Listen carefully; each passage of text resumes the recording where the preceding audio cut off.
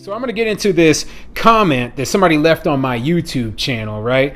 And like I said before, I'm going to be reading comments more often and trying to, reply to them on the video every once in a while. So this comment is coming from a misled, and it came from, she replied to my video, to punish corporate landlords. Tenant advocates want laws that will hurt all landlords. Okay, so let me get into it. Raising rents because you need to adjust accordingly to increased property taxes, etc.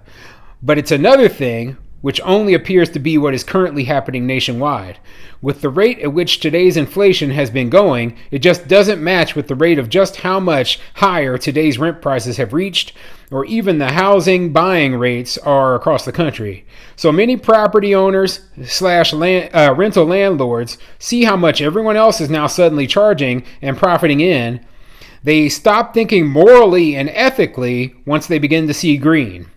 You say, so what, or who cares about the former tenants who just couldn't afford to suddenly afford their astronomical rent hikes? Well, you'll get that poor tenant out and possibly get a sucker to agree with paying your outrageously overpriced rents, but they will, and you are going to have to learn to live amongst and accept your town's growing homeless population.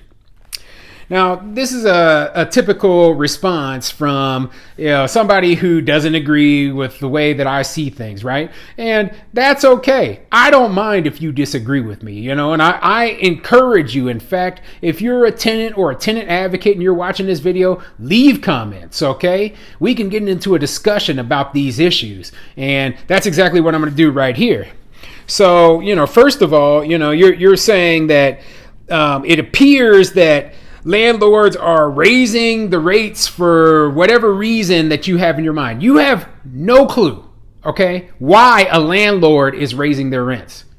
You have no clue. You have no clue their cost basis. I mean, have you seen their accounting? Have you seen their books? I haven't shown my books to anybody.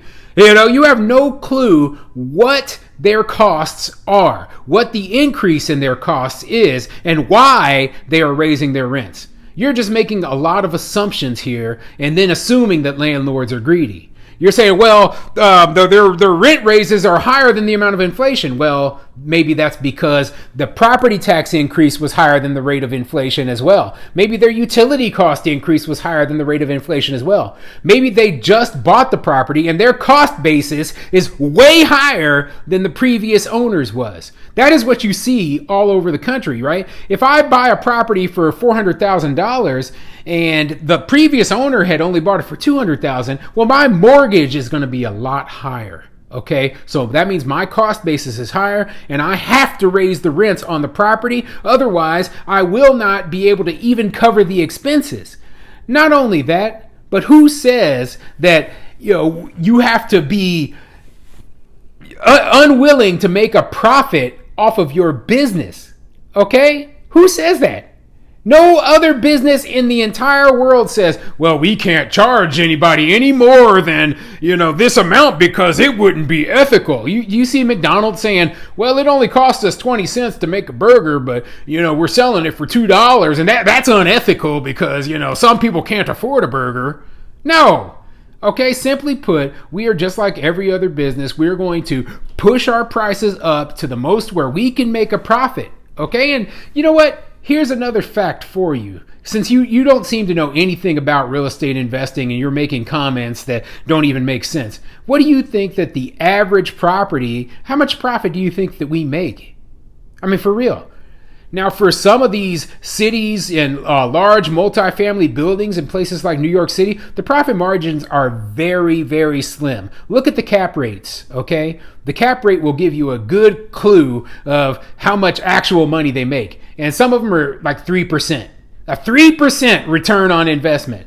So, you spend $1 million, right? And you get a 3% return on that.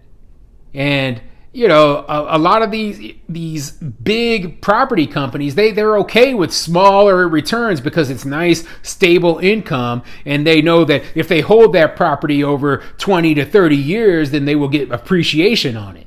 But you don't know anything about that. And you know what? I'm preaching to the choir here. Okay. So all the landlords who are watching these videos, they understand and they know that, hey, you know, the simplistic, basic model that you have in your head and saying, oh, well, you're being unethical. You know what's wrong with that? Simply put, you're assuming that, you know, it's ethical if a landlord loses money in order to keep somebody who can't afford to live somewhere in their house. That's not ethical. That's not fair to the tenant, right? Simply put, the tenant needs to face reality and not have a government or somebody else paying their way. They need to take care of themselves, okay? But anyway, I'll be answering more comments, and you know, I always find it interesting when people leave this kind of stuff in my video. And you know, keep watching. I don't mind. I don't mind people hate watching my videos. Okay, if you're a tenant or a tenant advocate and you disagree with everything I say, just watch all my videos. Leave comments, you know, mean comments down below. I can take it. I got thick skin. You know, I can take whatever you got.